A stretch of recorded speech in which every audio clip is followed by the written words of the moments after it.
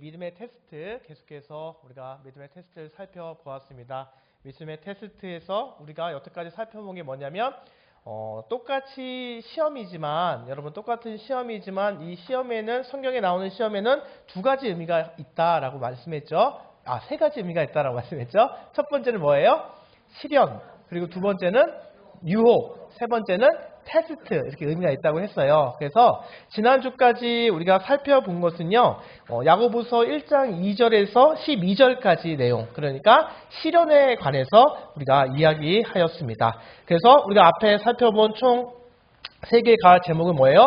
믿음의 테스트와 우리의 반응 또 믿음의 테스트와 하나님의 지혜 그리고 믿음의 테스트와 우리의 관점에 대해서 살펴보았고 지난 3가까지는 이 시련에 대해서 살펴보았고 오늘 4가 오늘 이번 주와 다음 주 하면 이제 마무리가 되는데 믿음의 테스트 4번째 과에서 다루는 내용은요. 믿음의 테스트와 사탄의 속임수가 된다라는 거예요. 그러니까 이것은 여태까지 시련에 대해서 살펴보았다면 이제 오늘이랑 다음 주에는 시련이 아니라 뭐에 대해서 살펴볼까요? 유혹, 속임수, 유혹에 대해서 우리가 이제 살펴보고자 합니다. 그래서 야고보서 1장 13절부터 18절까지가 이제 시험이 유혹에 대한 이야기를 하고 있는데 먼저 1장 13절부터 18절 말씀 같이 읽겠습니다. 시작! 사람이 시험을 받을 때에 내가 하나님께 시험을 받는다 하지 말지니 하나님은 악에게 시험을 받지도 아니하시고 친히 아무도 시험하지 아니하시느니라. 오직 각 사람이 시험을 받는 것은 자기 욕심에 끌려 미혹됨이니 욕심이 잉태한 즉 죄를 낳고 죄가 장성한 즉 사망을 낳느니라. 내 사랑하는 형제들아 속지 말라. 온갖 좋은 은사와 온전한 선물이 다 위로부터 빛들의 아버지께로부터 내려오나니 그는 변함도 없으시고 회전하는 그림자도 없으시니라. 그가 그 피조물 중에 우리로 한 첫 열매가 되게 하시려고 자기 뜻을 따라 진리의 말씀으로 우리를 낳으셨느니라. 아멘. 네, 이 내용을 가지고 우리가 이번 주와 다음 주에 살펴보려고 합니다. 여러분 새해를 맞이하게 되면 누구나 어떠한 것을 하죠. 공통적으로 하는 게 뭐가 있어요? 되게 새로운 계획을 새로운 계획을 세우게 됩니다. 그래서 대부분 믿음의 백성들, 성도들이 세우는 새로운 계획들은 가장 많이 세우는 게 뭐예요? 뭘까요? 올해는 무엇을 한번 해보겠다? 성경 1독, 성경 1독을 한번 해보겠다. 이렇게 도전을 하시잖아요. 다 도전조차도 안 하셨나요, 여러분? 하셨죠? 지금 이제 8월달, 이제 9월달 향해 갑니다. 그 도전 계속해서 잘 이어가고 계십니까? 네, 우리 용광교회는 이 전체적으로 하고 있는 게 있으니까 잘하고 계실 텐데 대부분의 분들은요, 되게 레위기쯤 오면 이제 힘들다 하면서 포기하고 마태복음으로 신약이라도 해야겠다고 마태복음 갔다가 이 마태복음 읽다 보면 막 누가 누구를 낳고 누가 누구를 낳고 뭐 이게 무슨 산부인과 복음인지 무슨 마태복음인지 몰라갖고 뭐야 에이 모르겠다 하고 딱 접을 때가 많은데 우리는 훌륭한 우리 용광교회 성도님들은 지금 잘하고 계실 줄로 믿습니다. 그런데 믿음의 사람들은 성경 일독을 되게 목표를 해요. 그런데 일반 사람들이 가장 많이 새해 계획을 짜는 게 뭘까요? 금연. 누가 피시는 분이 계시나요? 금연. 네, 금연 많이 세우시죠. 네. 금주. 네, 제 생각지 못한 대답이 나오셔가지고 제가 지금 깜짝 놀랐어요. 여러분. 네, 맞아요. 금주 되게 이런 것 금주가 아니죠. 금연을 세우기도 하지만 제일 많이 세우는 것 저도 사실 세웠다가 실패했는데 뭐일까요? 네? 1억 만들기. 네. 네, 제가 원하는 답이 이렇게 안 나오실 줄이야. 다이어트를 하시잖아요, 여러분. 다 날씬하시니까 뭐 그런 걱정 안 하시는 걸로 아는데 저 같은 경우는 항상 실패해요. 다이어트를 합니다. 그래서 어느 날 어떤 사람이 올해는 정말로 뚱뚱했던 엄청나게 비만인 사람이 이제 건강해야 되니까 이제 다이어트를 올해 한번 해야겠다라고 생각을 하고 이 사람이 결단을 했대요. 결단할 때 그냥 해야지 하면은 성공률이 높아요, 낮아요?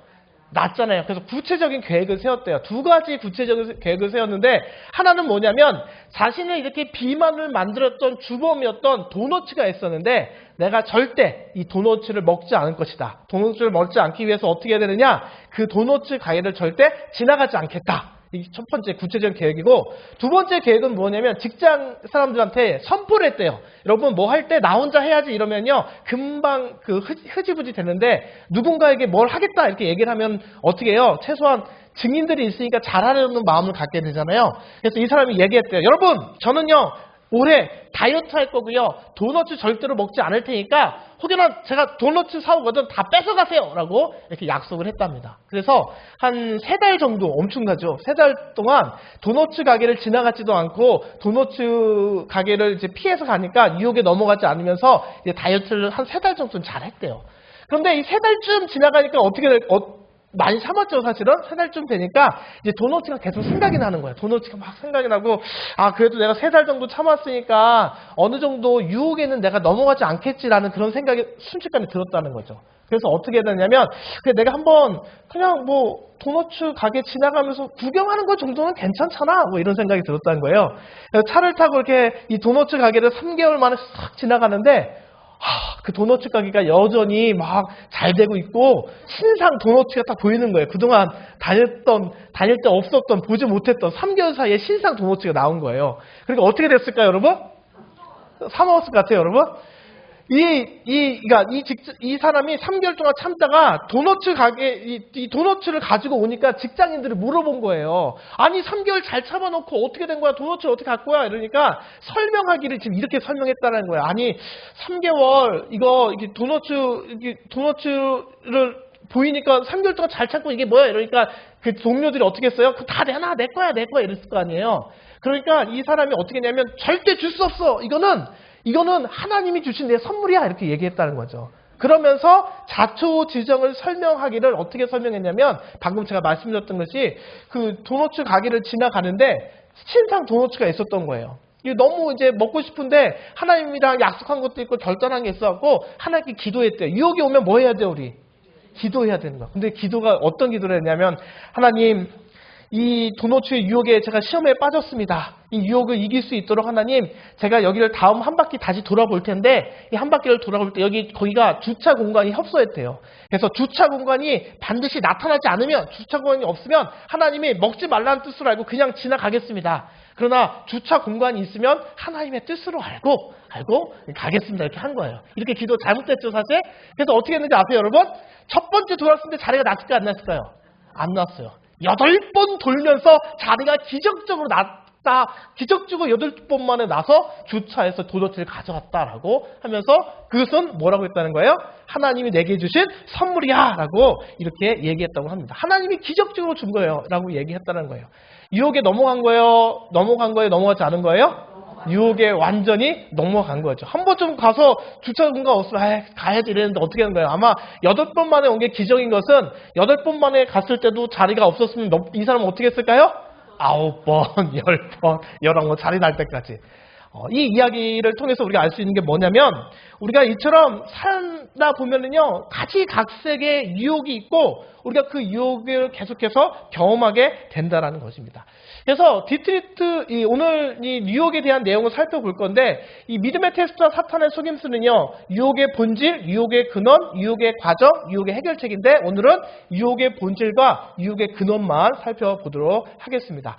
우리가 계속해서 유혹을 만날 수밖에 없다라는 거예요. 유혹을 피하며 살아갈 수가 없다라는 것이죠. 그래서 디트리토 보네포라는 목사님께서 유혹이라는 책에서 이렇게 얘기했습니다. 우리들 마음속에는 급하고 강렬한 욕심이 어떤 제약도 받지 않고 일어나고 한다. 욕심은 압도적인 힘으로 온몸을 사로잡는다. 이때 갑자기 마음 깊은 곳에 연기가 나며 이상한 불이 점화된다. 온몸이 타기 시작하더니 드디어 완전히 불길에 휩싸이게 된다. 성적 욕망, 허영심, 야망, 복수심, 명예욕, 물질에 대한 탐욕 등 이 모든 것이 이와 마찬가지다. 이럴 때 하나님은 우리 눈에 전혀 보이지 않는다라고 이야기했다라는 거예요.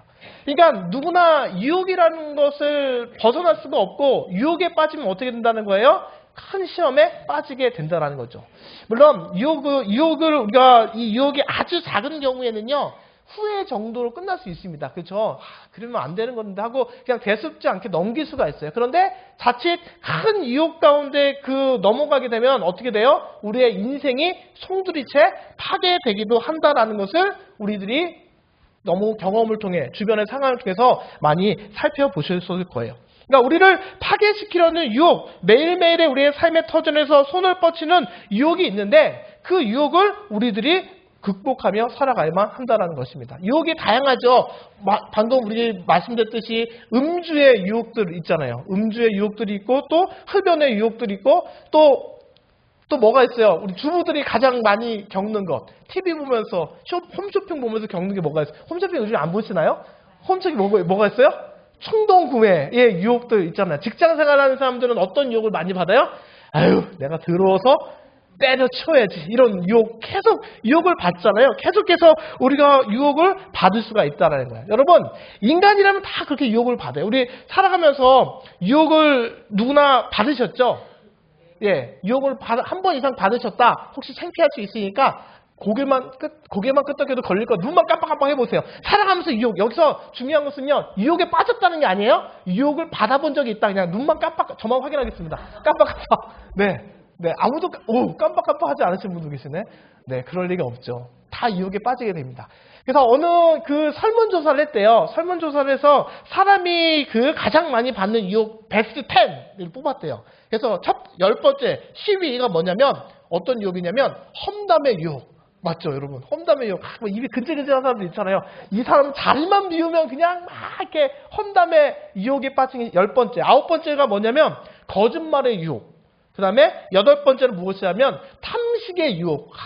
저녁만 되면 그 탐식의 유혹이 오잖아요. 치킨 한 마리.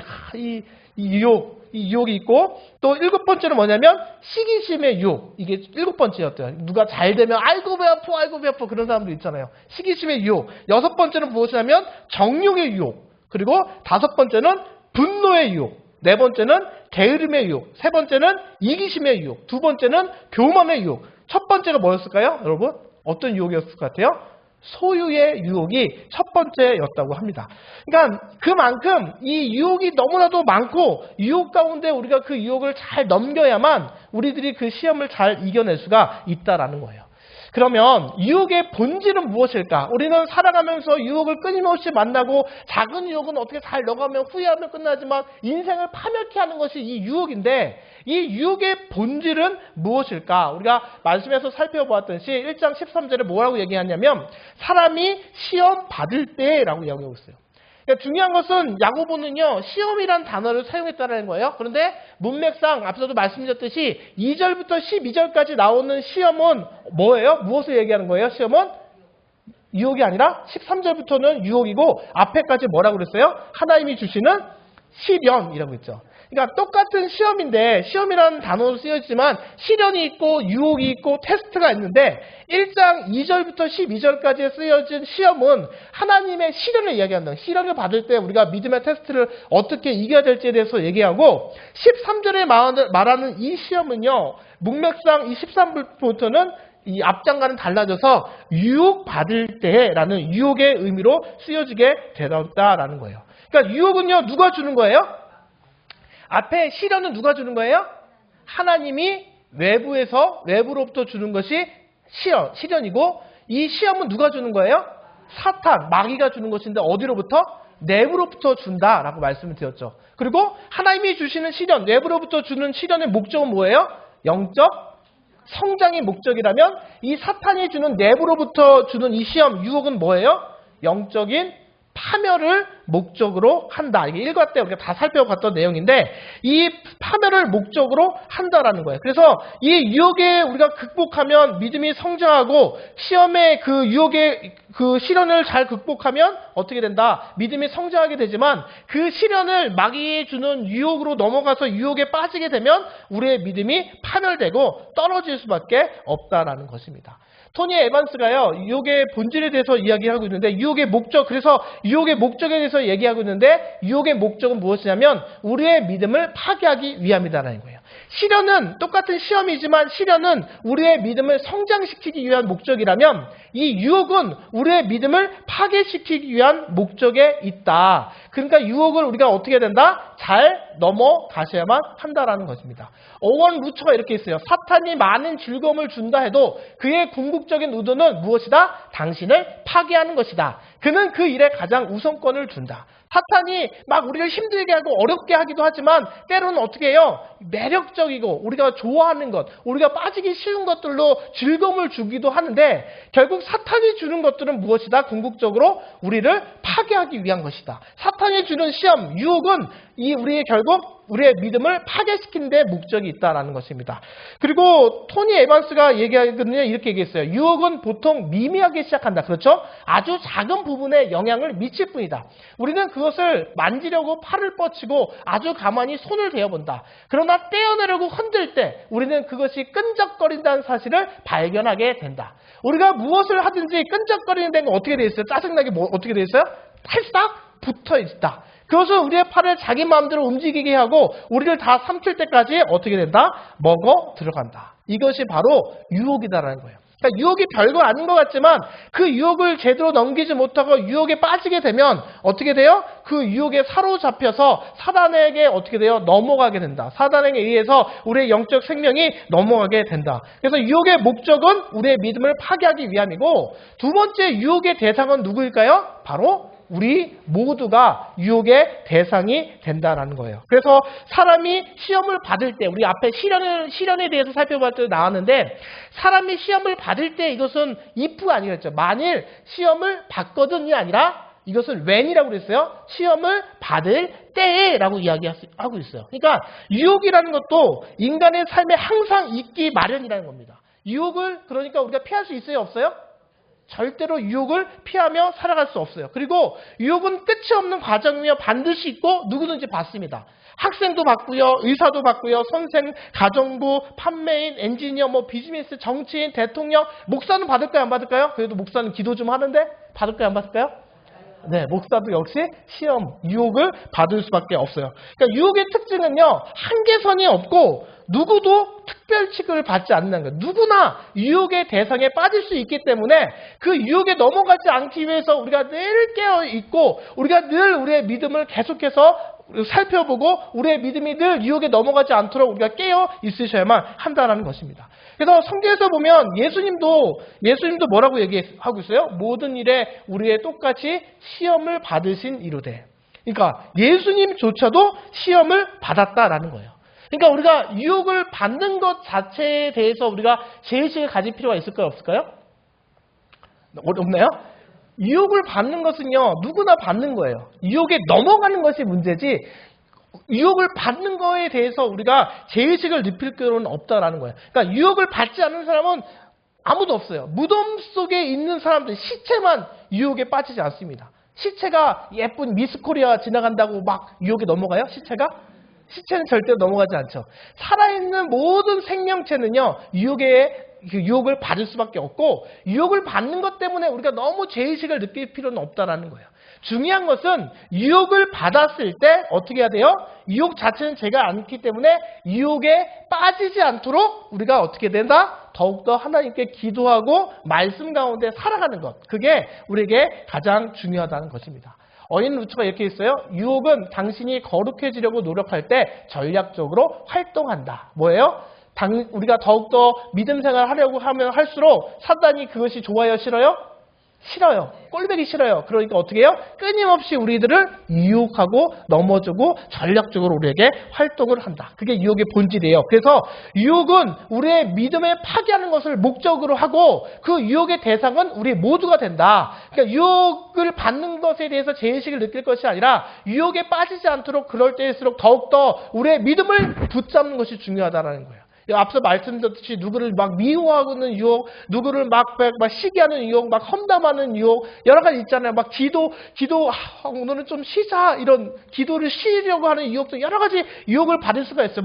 예쁜 여성, 제 얘기는 아닙니다. 제 얘기는 아닌데, 예쁜 여성이 지나가게 되면 어떻게 해요? 예쁜 여성이, 예쁘다 해서 끝나면 되는데, 저 여성이랑 몰래? 제 얘기 아니에요? 만나고 싶다. 그 실제로 만나고 이렇게 되면 어떻게 돼요? 그거는 유혹에 빠지고 큰 죄를 범하게 된다. 여러분 참 억울한 게 남자들만 예쁜 여자들을 보면 남자들 볼 거야 안 볼까요? 남자들 별로 보면 못. 남자들 볼까 안 봐요?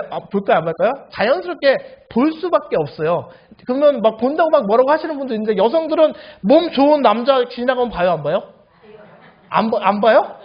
다 보시잖아요. 다 똑같다라는 거예요. 그러니까 지나가는 거 보는 거는 큰 문제가 아닙니다. 거기에 빠지는 게 문제인 것이지. 어찌됐건 유혹은 누구나 받는다. 그리고 유혹의 목적은 그것을 빠뜨려서 우리의 믿음을 무너뜨리는 것이 목적이다. 이게 유혹의 본질이고, 그러면 유혹의 근원은 무엇일까? 유혹의 근원, 유혹은 그러면 어디에서부터 오는 것일까? 첫 번째 유혹은요, 우리가 분명히 알아야 될 것은 무엇이냐면 하나님에게서 온다 안 온다? 오지 않는다라는 거예요. 유혹의 근원은 시련은 누가 주시는 거예요? 하나님이 주시는 게 맞아요. 시련을 통해서 우리의 믿음을 성장시키기 위한 하나님의 목적이 있기 때문에 외부적으로 주는 시련은 하나님이 주시는 게 맞아요. 그 시험은 우리가 통과해야 할 시험이에요. 그런데 유혹은요, 하나님께 주는 것이 아니다. 하나님에게서 오는 것이 아니다라는 것입니다. 그래서 야고보서 1장 13절 후반절에 내가 하나님께 시험을 받는다 하지 말지니, 이 시험은 유혹이라고 그랬어요. 내가 하나님께 유혹을 받는다 하지 말지니 하나님은 악에게 시험을 받지도 아니하시고, 또 뭐라고 얘기했어요? 친히 아무도 유혹하지 아니하시니라 라고 말씀을 하고 있다는 거예요. 그러니까 분명한 것은 내가 죄에 빠질랑 말랑하는 그 유혹은요, 하나님이 준 것이 아니다. 그곳에는 하나님이 없다라는 사실을 우리가 그 유혹 가운데 반드시 인지하실 수 있어야만 한다라는 거예요. 그런데 문제는 뭐냐면, 그래서 하나님이 때때로 우리의 죄된 욕망을 자극하는 환경으로 직접 인도하시는 사실을 직시하고 인정해야만 한다. 하지만 이 맡은 하나님께서 우리에게 죄짓도록 만드신다는 뜻은 아니다라고 그렇게 얘기하고 있죠. 그래서 주님은 사탄이 하는 것처럼 죄를 짓도록 유혹하지 않으신다. 그런 유혹의 환경에 처했을 때는 오히려 우리가 하나님을 더욱더 의지하고 그분께 구해달라고 간구해야 할 때이다. 그러니까 이따가 말씀 보겠지만 욥기에서 보면 사탄이 어떻게 얘기하고 있어요? 이 욥이 이렇게 믿음이 좋은 이유는 왜 믿음이 좋다 그러는 거예요? 하나님이 너무너무 잘해주고 다 채워주니까 믿음이 좋은 거지. 이거 다 없어지면 그 믿음 금방 없어질 거예요 라고 얘기하니까 뭐라고 얘기해? 하나님한테 그래 허락을 맞죠. 한번 자기가 시험해보겠다, 유혹해보겠다 이렇게 얘기하잖아요.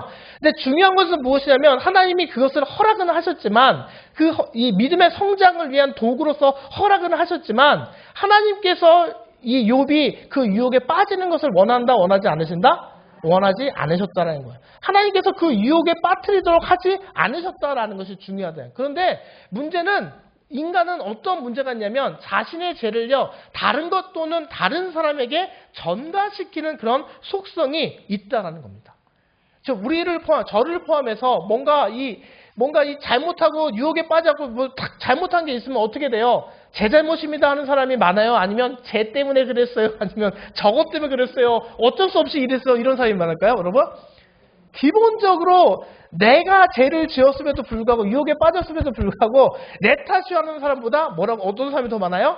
제 탓이요, 저 탓이요, 그럴 때가 더 많이 있다는. 우리 애들만 해도 보면 분명히 다 잘못했거든요. 다 잘못했는데 자기가 잘못했다는 사람, 인정하는 사람 한 사람도 없어요.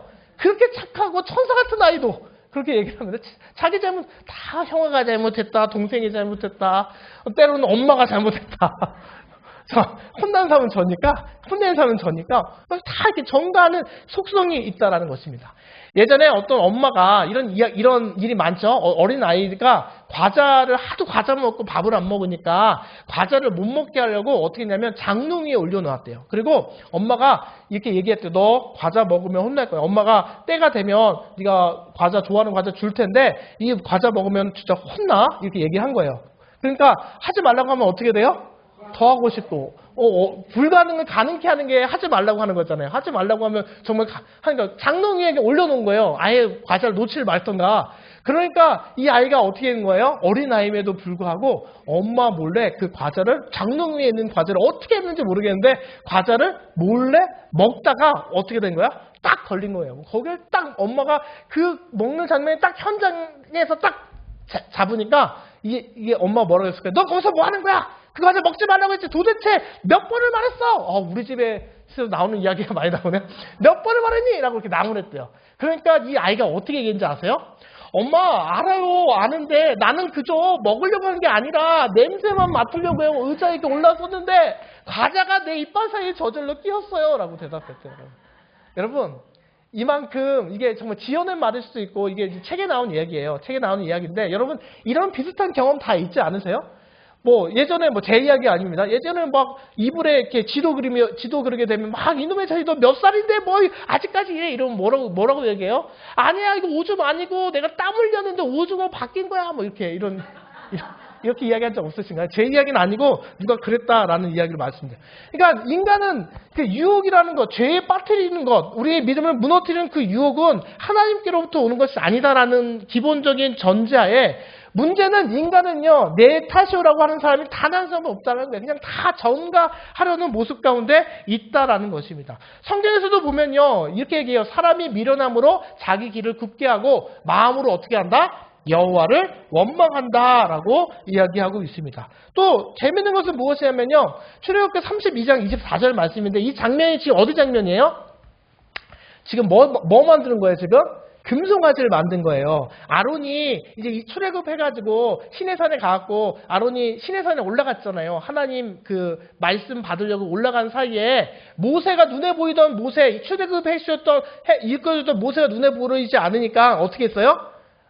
막 이렇게 불안하니까 우리가 신을 만들어서 아론한테 이야기해서 송아지를 만들었잖아요. 송아지를 만들고 모세가 딱 나타난 거 아니에요. 그러니까 모세가 그 장면을 딱 이렇게 보니까 아론이 이렇게 얘기했어요. 뭐라고 얘기했냐면 내가 그들에게 이르기를 금이 있는 자는 빼놔라 한즉 그들이 그것을 내게로 가져가기를 어떻게 했다는 거예요?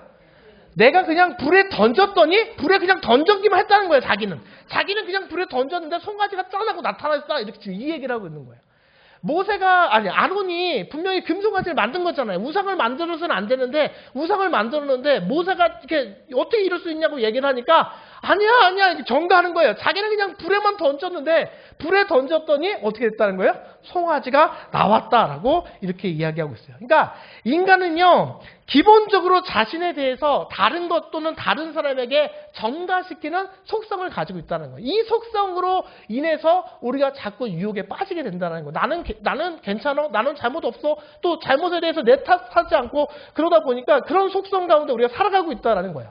근데 더 무서운 것은 무엇이냐면 전가를 시키는 그런 속성이 있는데 누구에게 전가를 시켜요? 때로 인간은 자신의 죄에 대한 책임감을 누구에게 전가시킨다는 거예요? 하나님께 전가시킨다는 거예요. 이게 정말 무서운 거예요. 하나님은 유혹을 주시는 분이 아닌데 하나님에게 유혹이 오는 것이 아닌데 자꾸 인간은요 하나님께 그 책임을 돌릴 때가 많이 있다는 거예요. 여러분 잘 아는 장면이에요. 아담이랑 하와가 에덴 동산에서 있는데 하나님께서 절대로 하지 말라고 한 게 뭐였어요? 다 가져도 좋아. 근데 뭐만 건들지 말라고 했어요? 선악을 알게 하는 나무의 과실만 먹지 말라라고 이야기했어요. 그런데 어떻게 됐어요? 먹었어요? 안 먹었어요? 뭐 구조적으로 보면 뱀의 유혹을 받았고 하와가 유혹에 넘어갔고 하와를 통해서 아담이 먹었잖아요. 그러니까 하나님이 이제 나타난 거예요. 하나님이 오셔가지고 아니 내가 먹지 말라고 했는데 왜 먹었어? 라고 얘기하니까 이렇게 얘기해요. 아담이 이르되 하나님이 주셔서 나와 함께 있게 하신 여자 그가 그 나무를 열매를 내게 주므로 내가 먹었나이다. 이게 무슨 말이에요? 하나님이 주신 여자 저 하와 때문에 제가 먹었다라는 거예요. 그러니까 자신이 유혹에 빠진 것은요. 애초에 하나님 저 여자가 저한테 주지 않았으면 저 이럴 일이 없었는데 하나님 때문에 그렇다고 지금 어떻게 하고 얘기해요. 이 장면 여러분 한번 생각해 보세요. 아유 저 인간을 남편이라고 저 여자 하와 입장에서 얼마나 한심했을까요. 그죠? 아유 저 화상 이랬을 것 같아요. 하나님이 주신 누구 때문에? 여자 때문에 자기가 지금 빠졌다, 유혹에 빠졌다라고 그렇게 이야기하고 있다라는 거예요. 그러니까 하와는 또 뭐라고 얘기해요? 하와는 어떻게 얘기해요? 뱀이 나를 깨물어 내가 먹었나이다. 하나님이 창조한 뱀 때문에 내가 어떻게 됐다는 거예요? 유혹에 빠졌다라고 하나님께 전가하고 있다라는 거예요.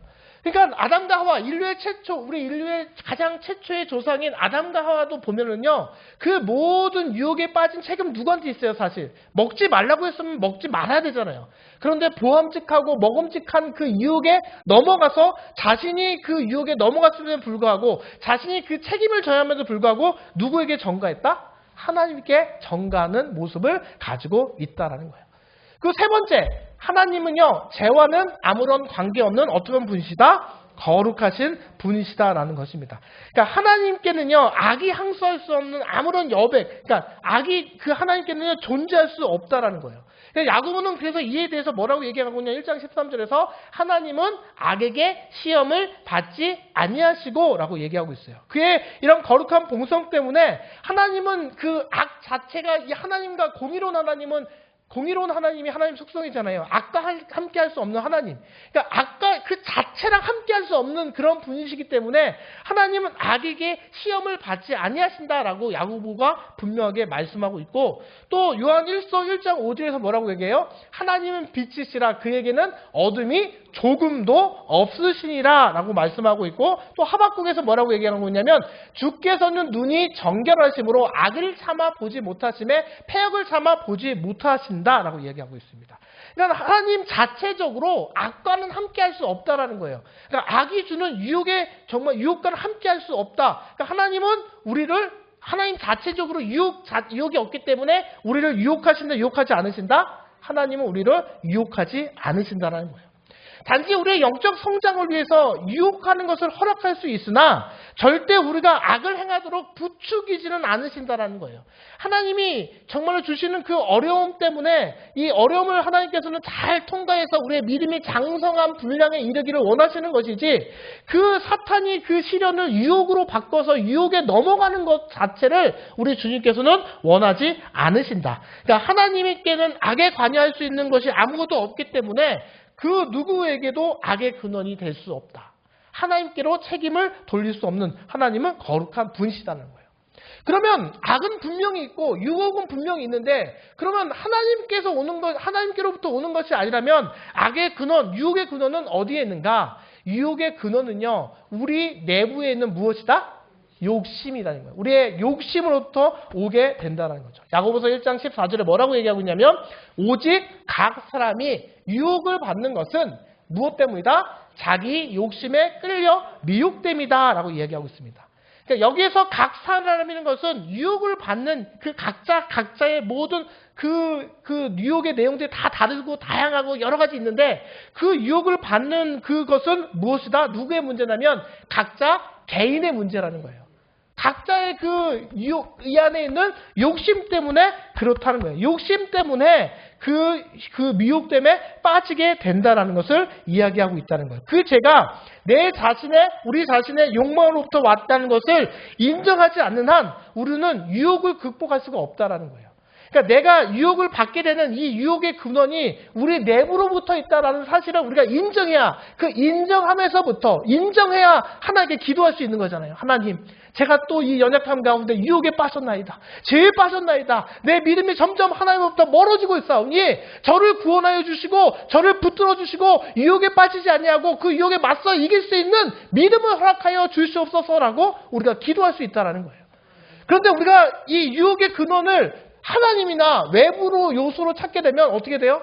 인간은 어떻게 되냐면 내 탓 아니야. 나 때문이 아니야. 나는 어쩔 수 없었어. 아니 진짜 이게 없었으면 될 문제 아니야. 이렇게 그 문제를 해결할 길이 없게 된다는 거예요. 인정해야 돼요. 내가 유혹에 빠지는 것, 죄 가운데 빠지는 것은 누구 때문이다?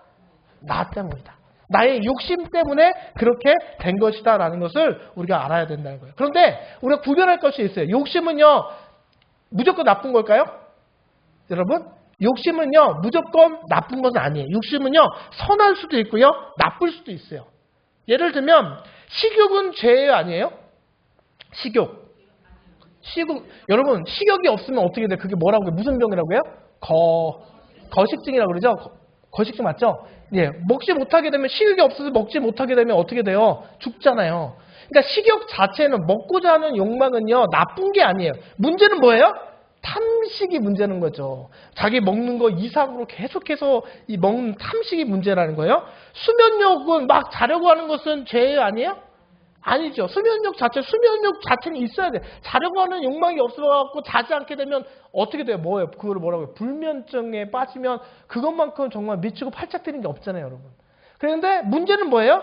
수면력은 죄가 아닌데 게으름은 죄가 된다는 거예요. 그러니까 욕망 자체가 잘못이 아니라 그게 너무나도 지나치게 되면 문제라는 거예요. 성욕은 죄가 아닙니다. 성욕은 죄가 아닌데 뭐가 죄예요? 간음하는 것이 죄라는 거예요. 그러니까 사람의 욕심은요, 자기 중심적이거나 하나님의 뜻에 위배될 때 악하게 된다는 거예요. 그러니까 욕망 자체는 잘못이 아닌데 그 욕망이 지나치게 되거나 하나님의 뜻에 거스르게 될 때 그것이 죄가 되고 그 죄로 인하여 유혹에 빠지게 되고 유혹으로 인하여 우리의 믿음이 파괴될 수밖에 없다라는 것입니다. 그래서 야고보 여기서 각 사람이라는 것은 유혹을 받는 보편적인 경험이 각 개인을 공격하는 개인의 문제다.